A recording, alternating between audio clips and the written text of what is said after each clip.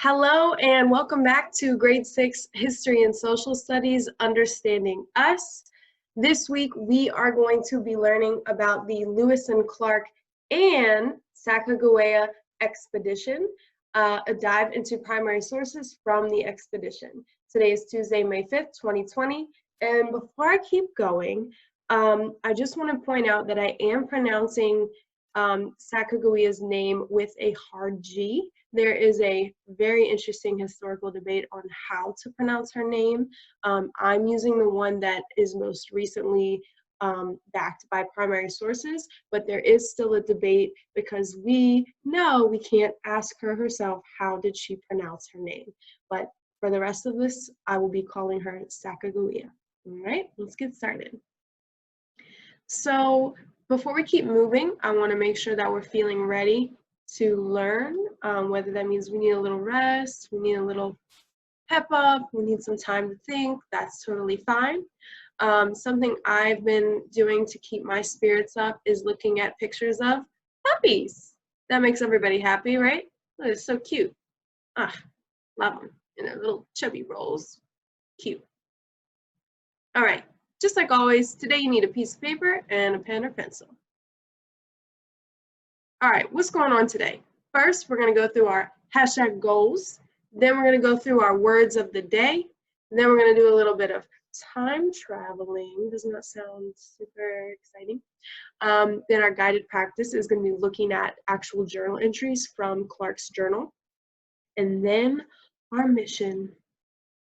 All right, here are our goals for today. By the end of this lesson, you should be able to, 1, identify Lewis, Clark, and Sacagawea, read a map outlining the Lewis and Clark expedition, and analyze primary sources to find more information on Sacagawea's role in the expedition. Our words of the day are probably not new to you, but I'm gonna throw them at you anyways. First one is primary source. A primary source is a first-hand account of the event. An example would be a diary, a photograph. It came from someone who was there, all right? It's from that time period. A secondary source is created later by someone who did not experience firsthand or participate in the event. For example, a textbook or a website, or most of the information I'm putting on this slide. All right, time to time travel. So last week, we talked about the Bill of Rights. The week before that, we talked about Federalists versus Anti-Federalists. We are moving ahead in time a little fast, so I want to show you kind of where we're at. Last week, we were at the Constitutional Convention, or 2 weeks ago, I'm sorry, we were at the Constitutional Convention where Federalists and Anti-Federalists were debating what the state's role should be in the government and what the federal government's role should be in the government, all right? In 1788 is when they come to somewhat of an agreement and the Constitution is ratified. When the Constitution is ratified, remember the Bill of Rights aren't a part of it. However, George Washington does become president at that time, which is something we didn't talk about last week. So George Washington becomes the first president. He's feeling sweet. Even though I didn't really want to do it, but he's feeling sweet. Bill of Rights is added 3 years later. He is president until 1797. Yes, that is a long time, all right? After George Washington is president, John Adams becomes the president. He's not nearly as long of a president. He does his 4 years, 1797 to 1801. Thomas Jefferson becomes president in 1801. And one of the most important, if not the most important things that Thomas Jefferson does is the Louisiana Purchase, which is what we're kind of going to be talking about today. The Louisiana Purchase is what provides us the whole western part of the United States, and Lewis and Clark are going to go explore it, which is why we call it the Lewis and Clark expedition. That lasts for 3 years. Imagine being on a trip for 3 years. That lasts from 1803 to 1806. Now, just like always, I'm going to give you the tea, then we're going to go through some stuff together. The Louisiana Purchase is, in more detail, when Thomas Jefferson bought land from France. So that means that France owned all of that stuff to the west of the Mississippi. Buying this land doubled the size of the United States. So when you see those maps where it's just a tiny sliver and you're like, what's going on? That was all the United States before the Louisiana Purchase, all right?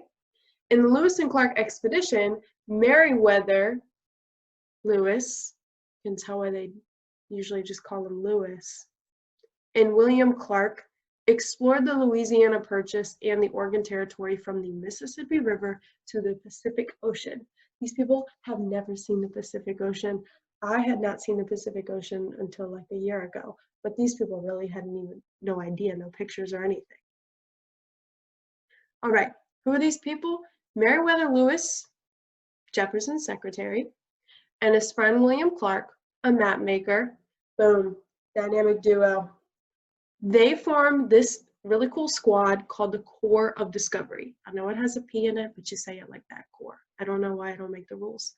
The Corps of Discovery is going to make this journey all the way to the Pacific Ocean, see what it's like out there, and come back and let TJ know what's going on, let the American people know what it's like out west, all right? Now, where are they going? I know you keep saying west, but where's west? All right, let's look at our map for a second and make sure we go straight to our key. All right, this map doesn't look like it has a title, maybe because I edited it out, I don't know. I'm sorry about that.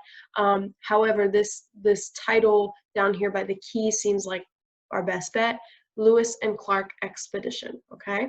Now there's 3 different things the key wants us to know. The red line is the route to the mouth of the Columbia River, that means the beginning. The bluish purplish line is the return and exploratory routes to St. Louis. St. Louis is a place. And a little dot means it's a noteworthy point on the route. All right. So if you look at the map, I know, and we know that St. Louis is where it starts and where it begins. All of this over here on the right, the United States, or to the east, is where your New York, Virginia, the southern states, the northern states that we already heard about, some of the colonies that began turning into states later. That's where that little sliver of the United States is. All of this stuff over here, we didn't know anything about, okay? So that's why Lewis and Clark need to make this expedition. So some of the points are marked here. What's important for us to pay attention to is that the red line is the way there, the blue line is the way back, and it looks like they split up right here, meaning Lewis and Clark got split up at some point to see different sides of the journey, what have you. All right. We're not going to keep talking about what Lewis and Clark saw. We're not going to keep talking about the impact of the Louisiana Purchase. For today, we're just going to debate something that historians are still debating. So you guys are going to be straight up real historians today. Should the Lewis and Clark expedition be called the Lewis and Clark and Sacagawea expedition? Now, this is of course just a painting, but there's a reason why we have this question. If you look at some of the primary sources from their expedition, it is clear that this woman who they met on their journey had a lot to do with their success and their safety. And yes, me telling you that is a statement that needs to be backed with evidence, so let's get into it. All right, who was she? Who was Sacagawea? All right, what we know is that, first of all, she was the only woman in the Corps of Discovery. Remember, that's Lewis and Clark's squad. She was the daughter of a Shoshone chief, but she was kidnapped and sold to a French-Canadian explorer and trader called Charbonneau. Okay, his name was Charbonneau. Now, she is not Charbonneau's only wife, all right?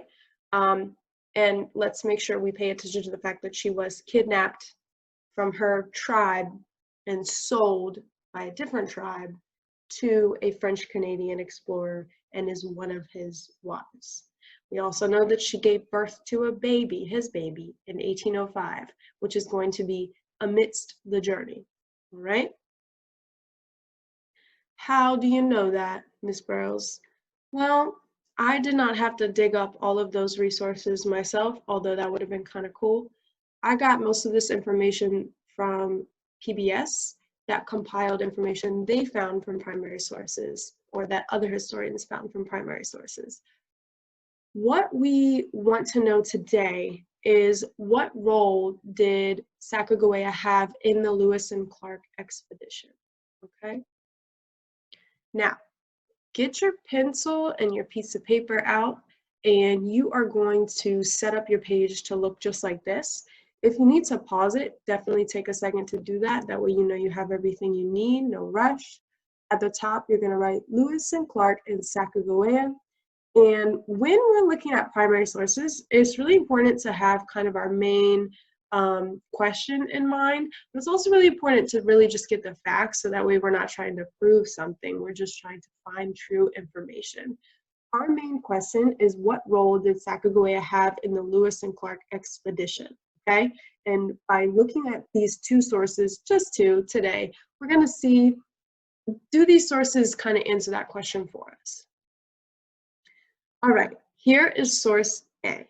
Now, I'm going to read it out loud because some of the words are spelled what we might think is a silly way or unfamiliar to us, but it's because this is from 1805. So it's going to have some weird phrases and weird words, all right? This is a section of Clark's journal, and this is source A. This is from October 19th, 1805. The reason we know that is because his journal entries were dated. I'm going to read it out loud. He does talk about himself in the third person, kind of like Miss Burroughs does. All right. Clark found 32 Indians in a lodge. In the greatest agitation, some crying and singing their hands, wringing their hands, others hanging their heads. They were not eased until Sacagawea entered. As soon as they saw the squaw wife of the interpreter, that's still Sacagawea, they pointed to her and informed those who continued yet in the same position. I first found them. They immediately all came out and appeared to assume new life. The sight of this Indian woman, wife to one of our interpreters, confirmed those people of our friendly intentions, as no woman ever accompanies a war party of Indians in this quarter. All right, that is a lot of words. It's maybe difficult to put together what Clark's journal is telling us about Sacagawea, what we need to know, all right? So let's go to our sheet and fill in what we do know. Who wrote it? Clark. When was it written? October 19th, 1805. What does it tell us? This is a tricky thing about being a historian, is that you and I could read different things and get different interpretations. But what I read through this is that she made them assume new life. Basically, she made them kind of go from being very worried to back to like, oh, okay, all right. The sight of this Indian woman, wife to one of our interpreters, confirmed those people of our friendly intentions. So basically, because this woman was with them, they could have seemed like they were coming to fight. But because she was there, it kind of calmed this tribe that they come across down and made them realize they may have peaceful intentions, or else they wouldn't have brought a woman. Now, that is Clark's interpretation of this. That may not have been true. However, we know that he notices that her presence alone is keeping them safe. So what you're going to write on your sheet is Sacagawea kept the Corps of Discovery from appearing dangerous, keeping everyone on the expedition safe, all right? And make sure you pause this if you need to. If you're good, let's keep moving. Now, source B is a little bit shorter. It's from a little over a year later in Clark's journal as well, from May 16th, 1806. So at this point, he is still on the journey with Lewis, with the Corps of Discovery, with Sacagawea. The men who were complaining of the headache and colic yesterday, colic is like a cough, and last night are much better today. Sacagawea gathered a quantity of fennel roots, which we find very palatable and nourishing food. Palatable means you can eat it, right? Like cardboard is not palatable, but some things are easy to eat, okay? So let's go back to our sheet. Source B, who wrote it? Clark again. When was it written? May 16th, 1806. And what does it tell us? I think this one is pretty straightforward. They weren't feeling well, they had a headache, they were coughing, but now that she gathered some food, she gathered some roots that might have had some medicinal qualities, now she is going to provide some health and safety to them. So I wrote, Sacagawea helps us keep the Corps of Discovery fed and healthy. She had the skills to keep the Corps of Discovery fed and healthy. All right. Again, if you need it, pause it. If not, keep moving. So what are we going to do with this information that we found? Well, I don't feel confident yet in answering the question, what role did Sacagawea have in the Lewis and Clark expedition, with just the sources we have. I mean, we only have the PBS information and the 2 primary sources. So using just that information we have today, we are going to answer some questions before we continue to move forward. So that way, as historians, we don't go into this rabbit hole of information that is cool, but kind of useless, all right? So our number 1 question is, what do you know about Sacagawea after this lesson? What did you learn after this lesson today about her that you may have not already known? What more information would you want to know about Sacagawea? What else would you like to know about her? I mean, we only have those 2 excerpts from Clark, and maybe some other things about her life could come to surface. She did have a baby. What kind of information would we want to know about that? Number 3, what kind of sources would provide the information you want to know about Sacagawea? So imagine whatever it is you want to know about her. Say you want to know what she was like as a mother. What kind of sources do you think could give us information about her as a mother? Drawings, diary entries, maybe from her, that'd be great. Sorry, but they don't really exist, but that would be cool, right? Diaries from other people. What about Charbonneau? He's kind of an interesting character. What kind of records are there of things like that, if there are any? That's what I want you to think about. What do you want to know, and where do you think you would find that information if in an imaginary world everything was possible? We are going to close out today with one of my favorite videos of all time. Seriously, I can't get enough of this video. My kids, my students are always so annoyed with how hype I get over this, but I think you'll see why as soon as I start playing it.